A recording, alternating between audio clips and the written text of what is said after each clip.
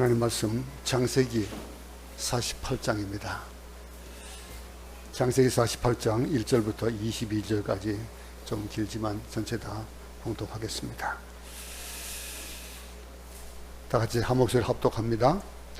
이 일 후에 어떤 사람이 요셉에게 말하기를 내 아버지가 병들었다 하므로 그가 곧 두 아들 므낫세와 에브라임과 함께 이르니 어떤 사람이 야곱에게 말하되 내 아들 요셉이 내게 왔다 하며 이스라엘이 힘을 내어 침상에 앉아 요셉에게 이르되 이전에 가나안 땅 루스에서 전능하신 하나님이 내게 나타나사 복을 주시며 내게 이르시되 내가 너로 생육하고 번성하게 하여 내게서 많은 백성이 나게 하고 내가 이 땅을 내 후손에게 주어 영원한 소유가 되게 하리라 하셨느니라. 내가 애국에서 와서 내게 이르기 전에 애국에서 내가 낳은 두 아들 에브라임과 므낫세는 내 것이라. 루벤과 시므온처럼 내 것이 될 것이요 이들 후에 내 소생은 내 것이 될 것이며 그들의 유산은 그들의 형의 이름으로 함께 받으리라. 내게 대하여는 내가 이전에 바단에서 올 때에 라헬이 나를 따르는 도중 가나안 땅에서 죽었는데 그곳은 에브랏까지 길이 아직도 먼 곳이라. 내가 거기서 그를 에브랏 길에 장사하였느니라. 에브랏은 곧 베들레헴이라. 이스라엘이 요셉의 아들들을 보고 이르되 이들은 누구냐? 요셉이 그의 아버지에게 아뢰되 이는 하나님이 여기서 내게 주신 아들들이니이다. 아버지가 이르되 그들을 데리고 내 앞으로 나오라. 내가 그들에게 축복하리라. 이스라엘 눈이 나이로 말미암아 어두워서 보지 못하더라. 요셉이 두 아들을 이끌어 아버지 앞으로 나아가니 이스라엘이 그들에게 입맞추고 그들을 안고 요셉에게 이르되 내가 내 얼굴을 보리라고는 생각하지 못하였더니 하나님이 내게 내 자손까지도 보게 하셨도다. 요셉이 아버지의 무릎 사이에서 두 아들을 물러나게 하고 땅에 엎드려 절하고 오른손으로는 에브라임을 이스라엘의 왼손을 향하게 하고 왼손으로는 므낫세를 이스라엘의 오른손을 향하게 하여 이끌어 그에게 가까이 나아가매 이스라엘이 오른손을 펴서 차남 에브라임의 머리에 얹고 왼손을 펴서 므낫세의 머리에 얹으니 므낫세는 장자로도 팔을 엇바꾸어 얹었더라. 그가 요셉을 위하여 축복하여 이르되 내 조부 아브라함과 아버지 이삭이 섬기던 하나님, 나의 출생으로부터 지금까지 나를 기르신 하나님, 나를 모든 환난에서 건지신 여호와의 사자께서 이 아이들에게 복을 주시오며 이들로 내 이름과 내 조상 아브라함과 이삭의 이름으로 칭하게 하시오며 이들이 세상에서 번식되게 하시기를 원하나이다. 요셉이 그 아버지가 오른손을 에브라임의 머리에 얹은 것을 보고 기뻐하지 아니하여 아버지의 손을 들어 에브라임 머리에서 므낫세의 머리로 옮기고자 하여 그의 아버지에게 이르되 아버지여 그리마옵소서. 이는 장자이니 오른손을 그의 머리에 얹어서 하였으나 그의 아버지가 허락하지 아니하며 이르되 나도 안다 내 아들아 나도 안다. 그도 한 족속이 되며 그도 크게 되려니와 그의 아우가 그보다 큰 자가 되고 그의 자손이 여러 민족을 이루리라 하고 그날에 그들에게 축복하여 이르되 이스라엘이 너로 말미암아 축복하기를 하나님이 내게 에브라임 같고 므낫세 같게 하시리라 하며 에브라임을 므낫세보다 앞세웠더라. 이스라엘이 요셉에게 또 이르되 나는 죽으나 하나님이 너희와 함께 계시사 너희를 인도하여 너희 조상의 땅으로 돌아가게 하시려니와 내가 내게 내 형제보다 세겜 땅을 더 주었나니 이는 내가 내 칼과 활로 아모리 족속의 손에서 빼앗은 것이니라. 아멘. 코로나가 되면서 변해진 몇 가지가 있었습니다. 예배당에 함께 모이지 못했고 또 모여서 예배조차도 드리지 못했고 그리고 식사도 함께 하지 못했습니다. 그러면서 당연히 하지 못했던 것들이 성례식이었습니다. 성찬식을 나누지도 못했었습니다. 근데 지난 봄에 제가 없을 동안에 원 목사님이 성찬식을 집례하는데 제가 깜짝 놀랐습니다. 예식입니다. 주 앞에 올려드리는 예배 그러면은 예를 갖추어서 배하는 거, 경배하는 겁니다. 그런데 우리가 교회법에는 몇 가지 규제가 있습니다. 설교권, 강도권, 그리고 성례를 집례하는 집례권, 또 세례권 이런 여러 가지 권한이 있습니다. 그 가운데 특별히 안수를 받은 하나님으로부터 인정을 받고 그리고 성령의 인치심을 받은 자에게 그것을 맡기게 되어 있습니다. 그래서 성례를 집례하는 것도 장로 아니면 목사가 수종을 들게 되어 있습니다. 그리고 집례자도 그렇고 또 거기에 대한 이해를 갖추고 해야 됩니다. 그래서 저도 평소에 입지 않던 이 가운을 입고 이 자리에 섰습니다. 우리가 이렇게 성례를 나누지 못했던 거, 이런 거, 그것뿐만 아니고 감사절로 모이면은 함께 모이고 떡을 떼고 하는 그런 잔치하는 거, 그런 것들도 교회에서 멀어진 지가 참 오래됐던 그런 것인데, 이제 어느 정도 이게 다 풀리고 그리고 이렇게 같이 예배 드리고, 물론 마스크를 쓰고 있지만은 같이 식사할 수 있는 것까지도 되어졌다라고 하는 거, 참 감사가 아닐 수 없습니다. 전염병은 성경에서 보는 바와 같이 하나님께서 인간에게 내리는 징벌입니다. 그 전염병이 징벌적인 성격을 띠고 있는 것이 전염병이에요. 이런 경험을 하고 올해 또 이제 추수감사절, 감사절 맞이하면서 우리는 이전과는 좀 다른 감사절을 좀 드려야 되지 않을까 싶습니다. 우리가 예배를 드리면서 곡식이 무르익고 풍성하고 잘 되는 것, 우리 그 찬송가, 좀 아까 부른 찬송은 우리 한국 사람이 작사한 곡이고 그렇기 때문에 참 와닿는 그런 곡입니다. 풍성하고 삼천리반도의 금수강산이라는 그런 우리의 개념과 또 우리의 이렇게 풍성함에 대한 것, 이런 것들을 잘 생각하게 하는데, 시편 116편의 말씀처럼 사망의 줄이 나를 두르고 수월의 고통이 내게 이름으로 내가 환난과 슬픔을 만났을 때에 라고 하는 그 표현을 할 때, 그럴 때에 그 배경들이 그렇게 질병으로 고통을 받고 여러 가지 환난으로 고통을 받고 하는 그것이 배경이 되어집니다. 어떻게 누가 걸릴지 모르는 속에서, 여러분 다 걸렸잖아요. 몇 명, 한두 명 빼고 저는 안 걸렸어요. 하나님이 참 이렇게 보호해 주시는 것 같아요. 저는 아무래도 나이가 있으니까, 좀 기저질환이 있으니까 좀 아마 걸리면 안 되겠다 싶으셔서 예배에 방해받지 않게 하려고 그러시는 것 같아요. 저와 제 아내는 걸리질 않았습니다. 네, 여러분, 이런 누구나 걸리는 그런, 누가 걸릴지도 알 수 없는 그런 속에 있잖아요. 그런 속에서 사망의 줄, 수월, 지옥의 고통이 우리를 환난 속으로 몰아넣는다라고 하는 그런 사망의 줄이 나를 두르고 수월의 고통이 내게 이름으로 내가 환난과 슬픔을 만난다 그랬습니다. 그런데 그 이어서 116편 8절에 보면은 주께서 내 영혼을 사망해서 내 눈을 내 눈물에서 내 발을 넘어짐에서 건지게 하셨다 그랬습니다. 그러면서 이어서 한 구절 함께 읽겠습니다. 116편 17절부터 19절입니다. 시작.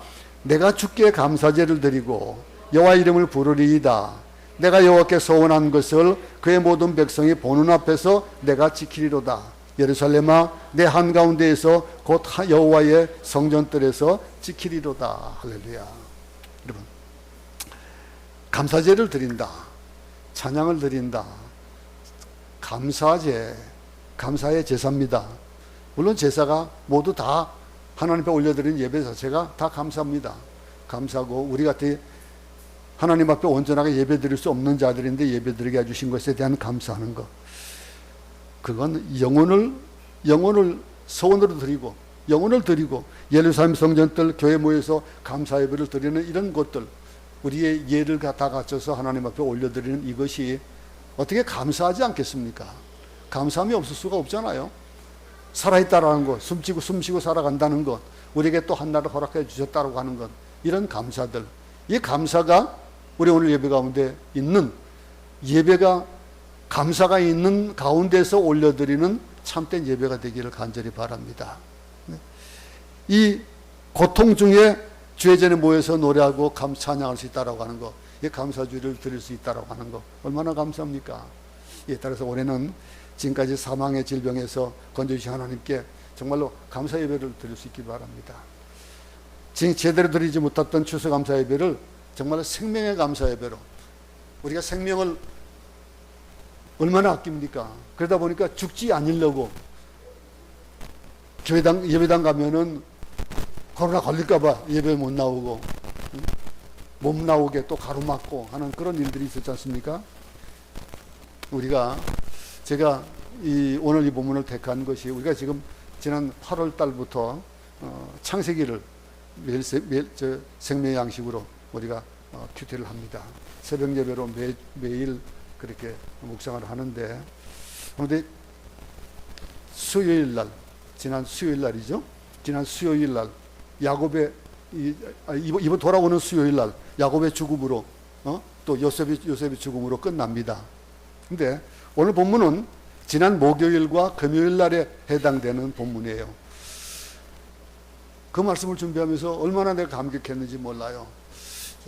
이 야곱이 손주를 안고 기도하고 축복하는 그 축복, 그것이 내게 와닿더라고요.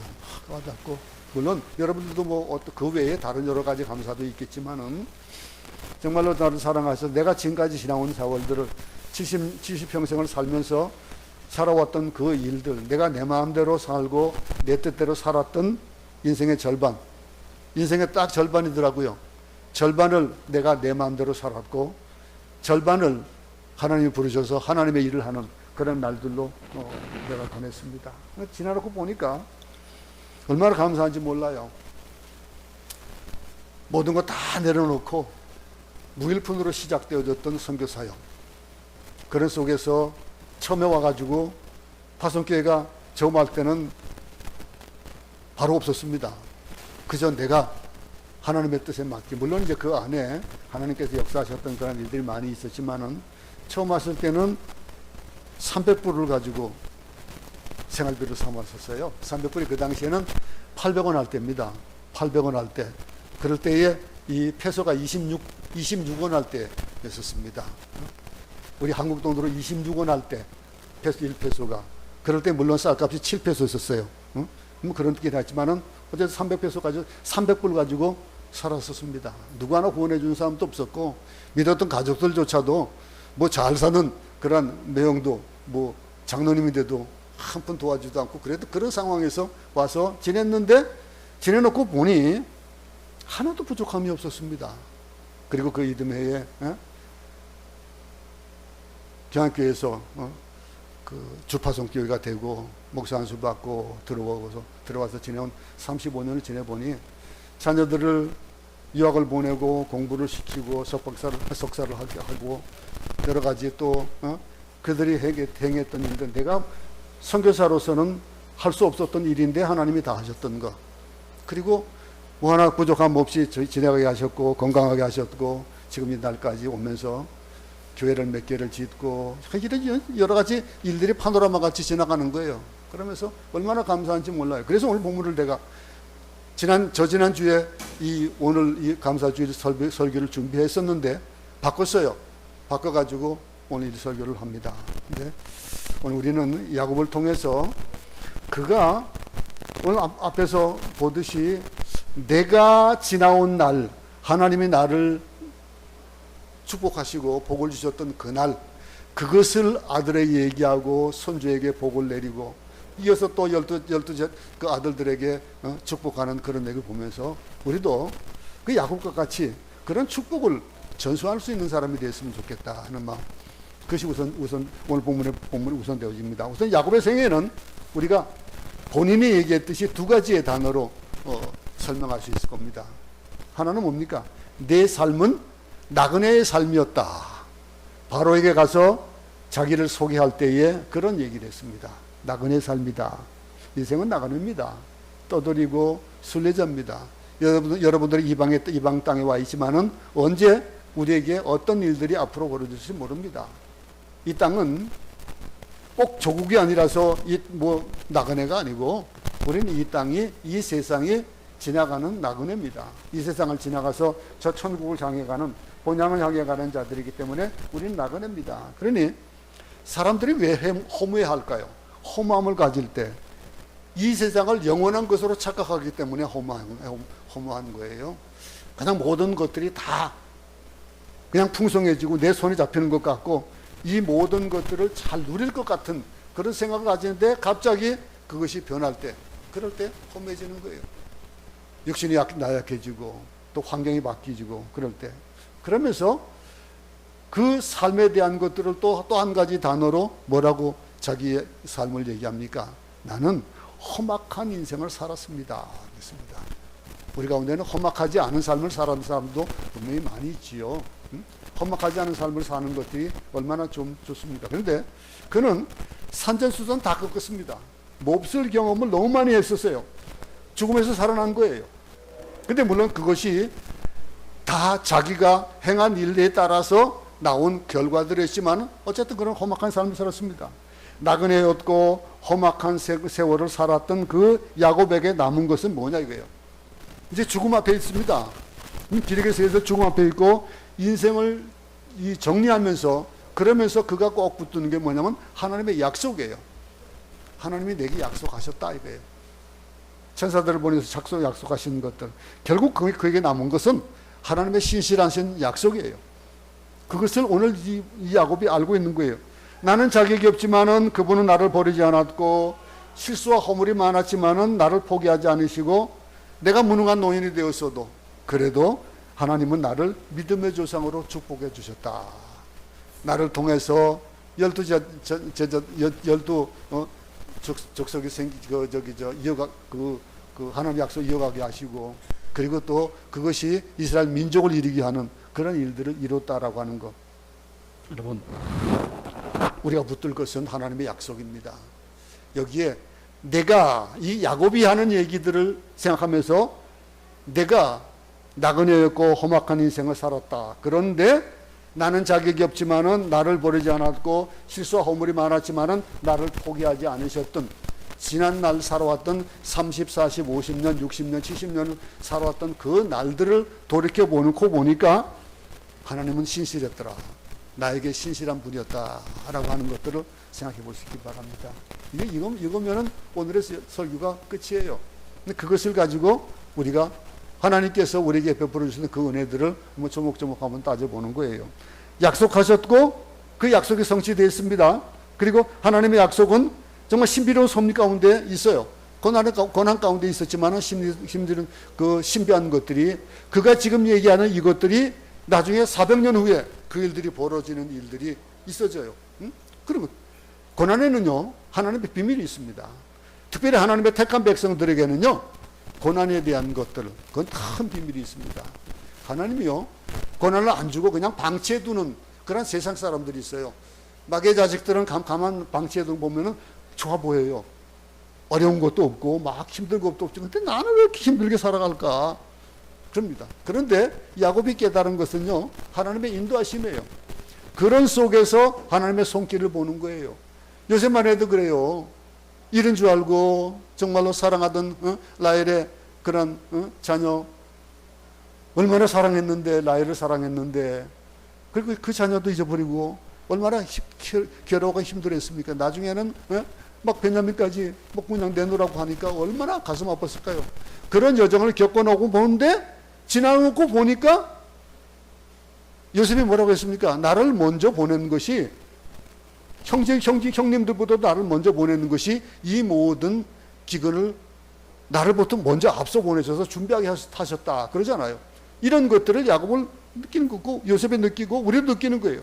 모든 것이 하나님의 인도하심이고 간섭이었다. 우리가 힘들었어도 힘든 속에서도 하나님은 분명히 이번에 코로나를 통해서도 많은 믿음의 자녀들을 솎아내셨을 겁니다.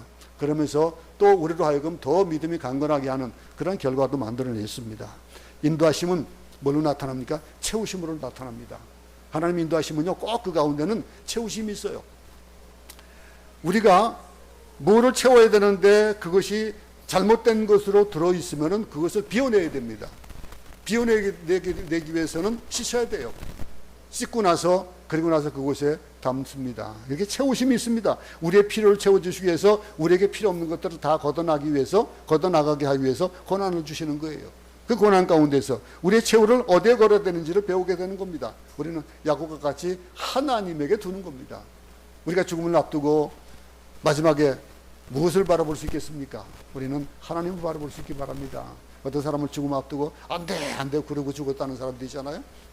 그러면 내가 저 하늘을 바라보면서 살아가는 이어렌 교수가 죽음에 대한 것들은 자기는 하나도 걱정 근심이 되어지고 죽는 것에 대해서 두려움을 가져본 적이 없다 그랬습니다.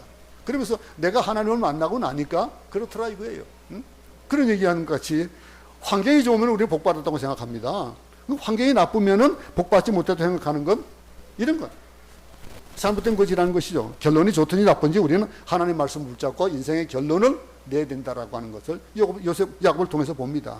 그 하나님 말씀 어떻게 붙잡는지 한번 봅시다. 유언을 들어보세요. 자신을 이제 곧 이 뒤에 49장 쭉 나오면서도 자신을 시신을 어디로 보내는 거예요? 가나안으로 다시 데려가 달라는 거예요. 왜 그렇습니까? 지금 현재 얼마나 애굽에서 풍요로운 삶을 누리고 있어요. 지금 아들이 총리인데 그곳에서 기근 가운데 있으면서도 풍성함을 누리고 있는데 자신은 그것이 싫다 이거예요. 하나님 앞에 돌아가겠다는 거예요. 자신의 시신을 약속의 땅에 묻어달라는 거예요. 하나님의 약속을 신뢰하는 모습. 남은 것은 뭐예요? 아브라함의 하나님, 이삭의 하나님, 그리고 자신이 인수했던 하나님의 약속하신 그 약속을 붙잡는 삶을 보는 겁니다. 우리는 이런 약속을 우리는 붙잡을 수 있기 바랍니다. 자, 그러면 이어서 한번 우리 오늘 본문을 한번 창세기 48장 3절과 4절을 한번 보겠습니다. 다 같이 합독합니다. 시작. 요셉에게 이르되 이전에 가나안 땅 루스에서 전능하신 하나님이 내게 나타나사 복을 주시며 내게 이르시되 내가 너로 생육하고 번성하게 하여 내게서 많은 백성이 나게 하고 내가 이 땅을 내 후손에게 주어 영원한 소유가 되게 하리라 하셨느니라. 야곱이 지금 몸을 일으키기도 힘들 정도예요. 그런데 겨우 침상이 일어나 요셉에게 하는 말이 뭐예요? 아유 죽겠다 아니에요. 아우 나 힘들어가 아니에요. 뭡니까? 하나님에 대한 얘기를 하고 있어요. 지금 죽음을 앞두고 루스에서 하나님을 만나 그 하나님이 복을 주시고 약속하셨다 이거예요.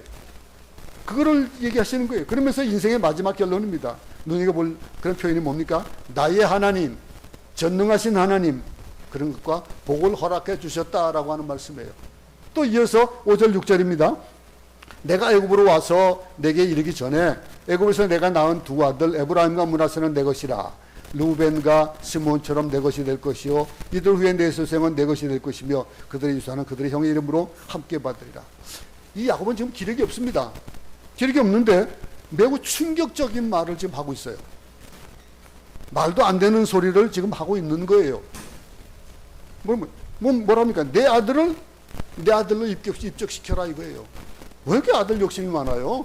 12아들이나 있으면서 또 아들을 달래요. 그래서 그렇습니까? 아니죠. 이상하잖아요. 에브라임과 므낫세를 뭐라고 합니까? 르벤과 시몬처럼 여길 것이다. 내 아들같이 여길 것이다. 손자를 아들로 보겠다는 거예요. 그러면서 얘기하는 이 말이 정상적인 발언이 아닙니다. 요셉의 아들을 빼앗는 거예요 지금. 왜 그랬을까요? 우리는 모릅니다. 야곱은 엄청난 엉뚱한 말을 하고 있는데 여기에 설명할 수 있는 것은 다른 것이 없어요. 하나님의 은혜예요. 아까 우리 하나님의 은혜 찬양하셨습니다면서도 은혜밖에는 없어요. 야곱은 요셉을 축복하는데 요셉 대신에 에브라임과 므낫세를 축복함으로써 다른 자녀보다도 복을 2배로 주시는 거예요. 여러분, 야곱은 이걸 요셉과 의논하지 않았습니다. 의논하지 않았고 그냥 선언하는 거예요. 야곱의 12지파에서 요셉 대신, 요셉은 지파에서는 빠졌습니다. 지파에서 빠지고 에브라임과 므낫세 지파가 야곱의 아들로 역임을 받아서 요셉은 2지파가 되는 거예요. 한 지파의 복이 2지파가 되었습니다. 신비스럽지 않습니까? 하나님이 하시는 일, 은혜 받지 않은 사람은요, 다른 사람에게 모두 적용시킵니다. 은혜를 받지 못한 사람들, 은혜 찬양을 했는데 한번 생각해 보시기 바랍니다. 왜 하나님은 저 사람에게 복을 주실까? 왜 하나님은 저 사람에게 더 큰 것을 주실까라고 하는 것. 그렇게 불평합니다. 왜 저 사람에게 2배로 주시지? 그런데 은혜 받은 사람은요, 자신에게 모든 걸 적용시켜요. 그러면서 왜 나 같은 사람에게 은혜를 2배로 주십니까? 라고 하는 거예요. 그 은혜를 감당하는 사람의 그 그릇 자체가 어떻겠습니까? 자신에게 하는 적용, 모든 은혜를 내게 적용할 수 있기 바랍니다. 내가 다리를 부러진 거, 내가 은혜입니다 라고 할 수 있는 거. 거기에 바로 그런 말이 나올 수 있겠습니까? 아니면 내가 고난을 받았다, 내가 힘든 일을 당한다, 그런데 은혜다라고 하는 얘기하는 거. 여러분, 참 우리 여러분 지체가 부자원스러운 분들이 몇 분이 있는데 그들이 고백하는 말들이 다 하나님의 은혜에 대한 거. 송명의 시인 같은 경우 몸은 제대로 가르지도 못하면서도 그는 다른 사람에게 없는 거 내게 주셨대요. 어? 얼마나 다른 거는 찬양하는 겁니까? 이 찬양이 뭡니까? 지금 이 야곱이 요셉이 받는 이런 형황들, 이런 상황들 속에서 그가 얘기하는, 야곱이 얘기하는 것은 모든 것들이 다 하나님의 약속이었다. 그걸 나는 은혜로 받았다 이게. 그러면서 이어서 또 8, 9절을 한번 봅시다. 이스라엘이 요셉의 아들들을 보고 이르되 이들은 누구냐? 요셉이 그의 아버지에게 이르되 이는 하나님이 여기서 내게 주신 아들들이니이다. 아버지가 이르되 그들을 데리고 내 앞으로 나오라. 내가 그들에게 축복하리라. 두 아들을 데려오게 한 후에 야곱은 두 아들을 축복합니다. 축복을 하는데 축복권에 대해서 한번 생각해 보시기 바랍니다. 여러분 자녀들에게 얼마나 축복하십니까? 얼마나 축복을 하는지. 아버지의 축복이 아들에게 갑니다. 아들에게 가고 할아버지의 축복이 아버지에게 가고. 우리 아이들이 어릴 때 저는 이 말씀을 보고 이 말씀을 적으면서 이 아들에게 아버지 그 당시에 어떤 부흥사가 와서 설교를 하는데 아버지가 아들에게 축복하면은 그 축복은 다른 사람이 주는 그 축복보다도 아마 더 클 겁니다라고 하는 그런 얘기들이 있었어요. 그래서 부흥회 끝나자마자 그날 저녁에 가가지고 아이들 자는데 머리에 손을 얹고 기도했던 그런 기억이 있습니다. 자주 그랬어요. 자주 자는 머리 위에 손을 얹고 기도했습니다. 그 축복에 대한 것, 할아버지의 축복이 아버지에게 오고 아버지의 축복이 아들이 가서 저주는 3~4대지만은 축복은 몇 대 갑니까? 1000대를 간다 그랬어요. 응? 얼마나 큰 복입니까?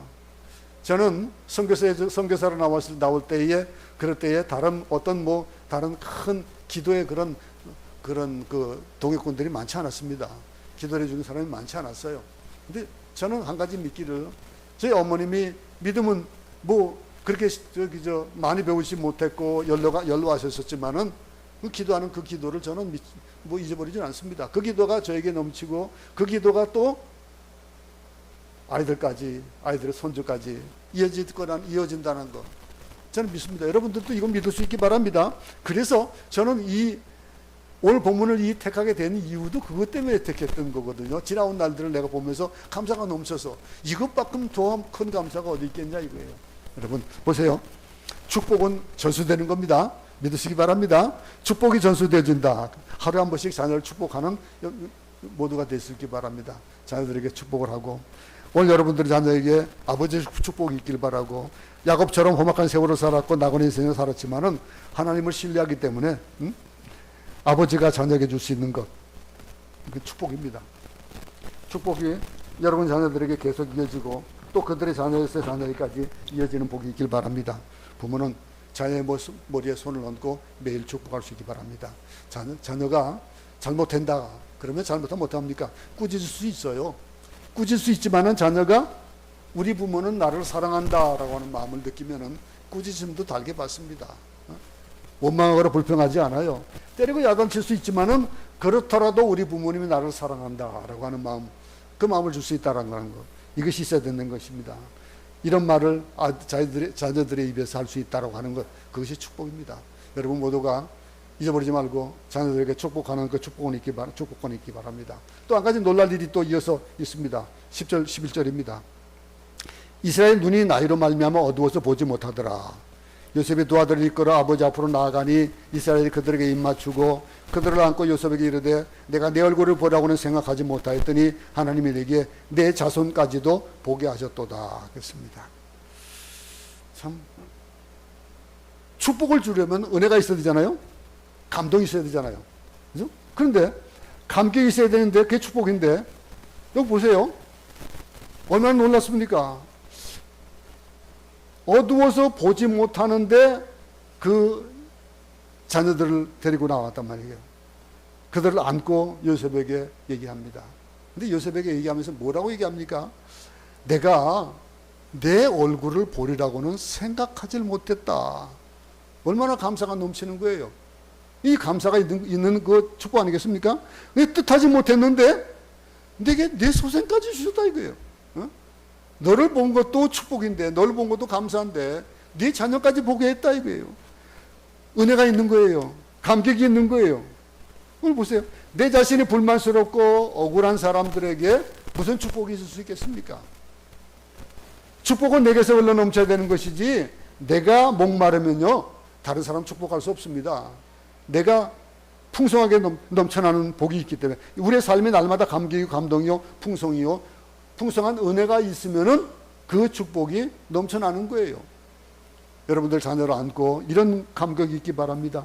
내가 내 얼굴을 보리라고는 뜻하지 못했더니 하나님이 내 소생까지 보게 했구나 라고 하는 이런 야곱의 마음이 여러분들에게 있길 바라고 그 복이 자녀들에게 이어질 수 있기 바랍니다. 그런데요, 이어서 12절부터 14절 한번 보겠습니다.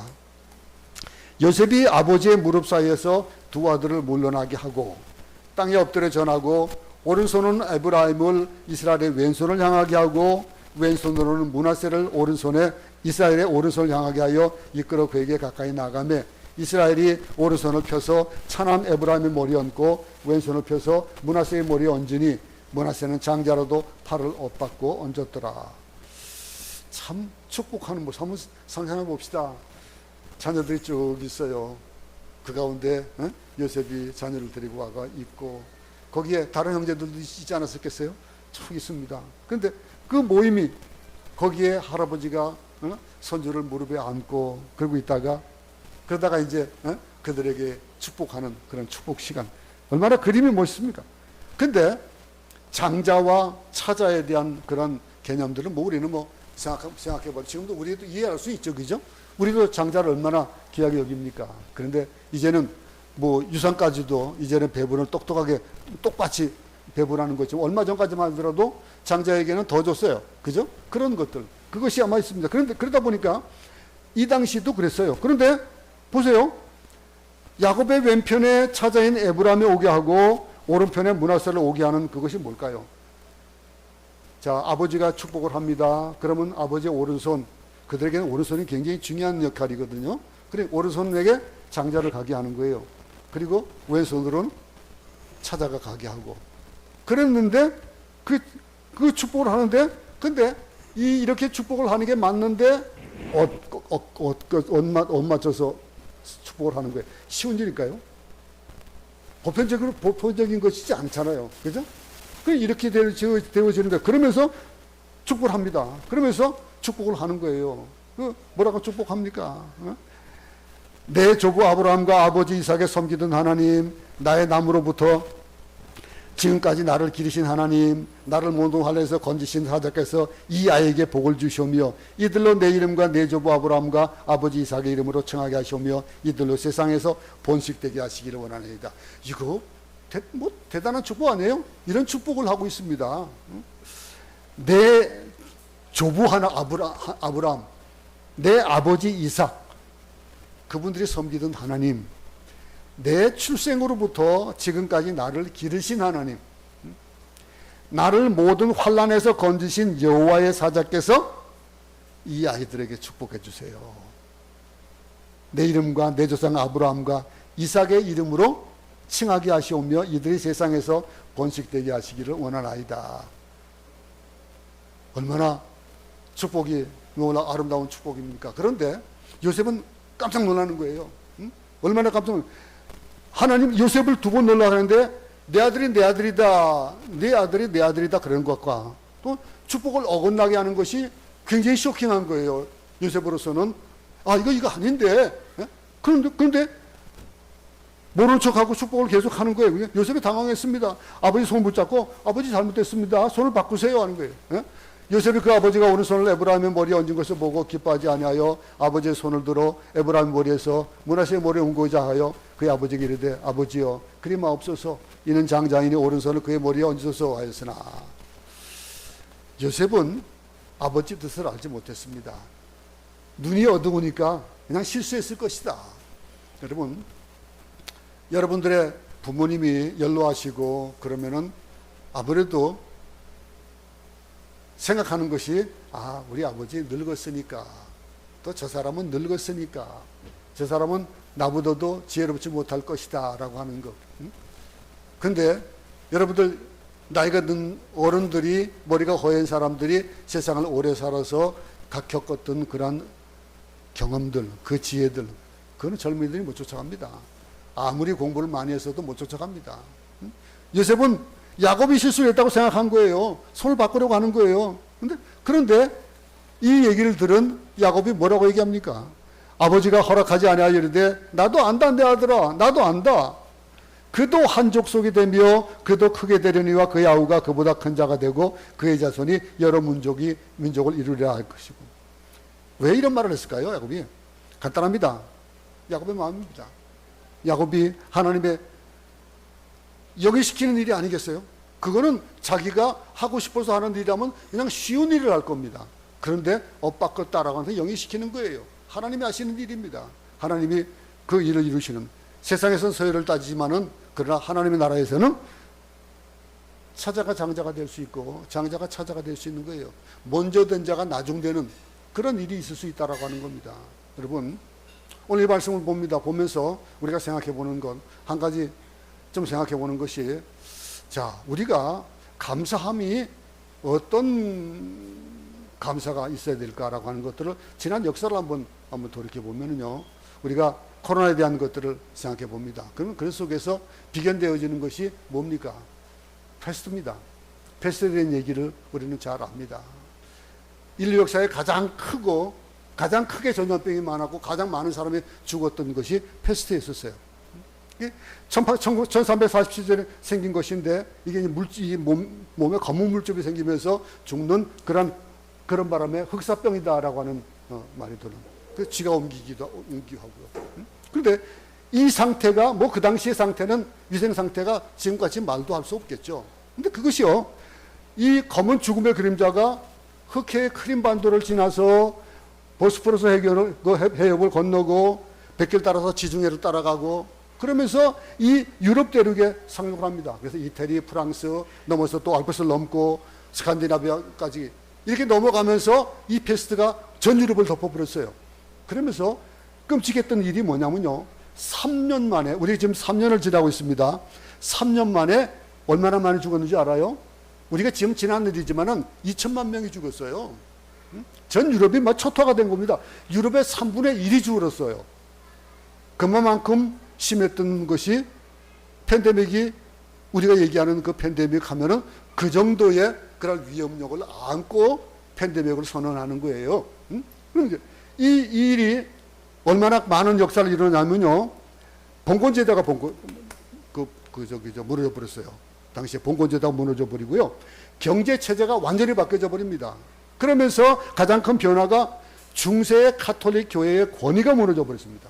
그래서 종교개혁에 싹이 트게 되고, 얼마나 그 당시에 종교개혁가 아주 좀 말도 못할 정도로 그런 부패했었습니까? 그러면서 결과적으로 새로운 개혁교회가 생기지고, 그러면서 점점 패스트가 끝났습니다.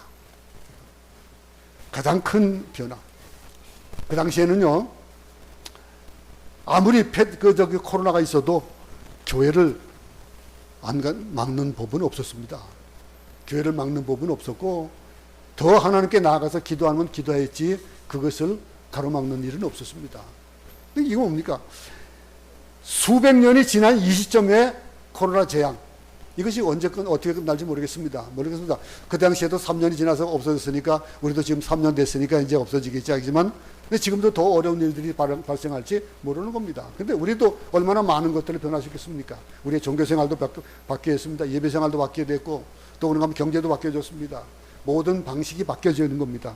하나님 앞에서 우리가 이전과 다른 신실한 신앙의 자녀로 우리를 연단시킨 후에 마칠 겁니다.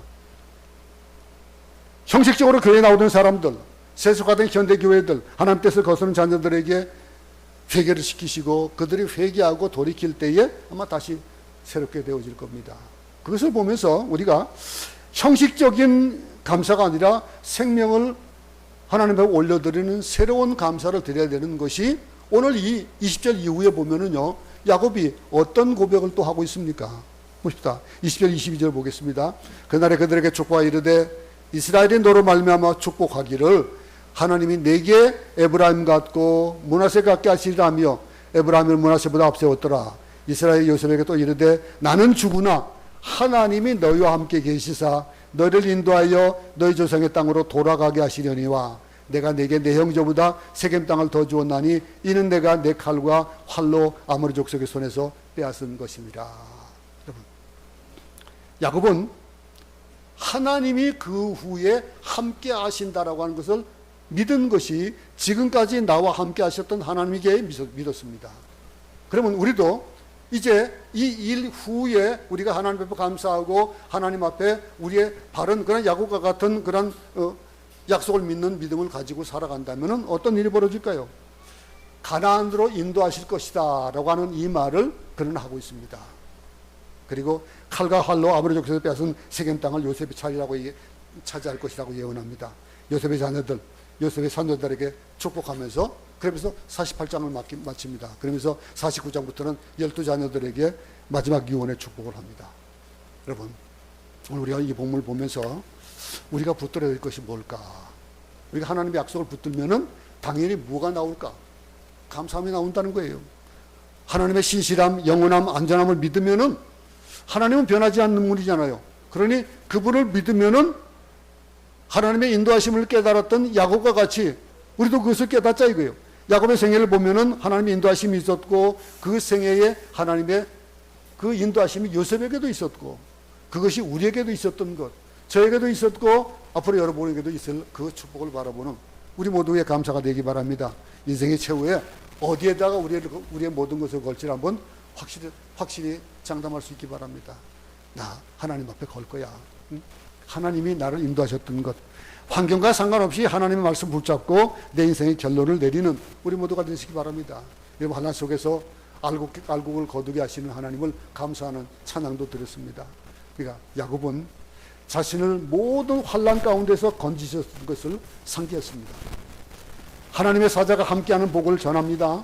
그리고 야곱은 베델에서 야복 강가에서 그리고 베델에서 하나님의 사자를 만났던 그것들을 약속을 합니다. 여러분들도 그 일들을 한번 회상해 볼 수 있기 바랍니다. 혹이라도 그 일들이 없었다 그러면은 한번 생각해 볼 수 있기 바랍니다. 아마 이 일들이 우리에게 직접적으로 어떤 그런 큰 역사적인 일은 없었다 할지라도 하나님은 여러분들이 인도하셨던 인도함이 있을 겁니다.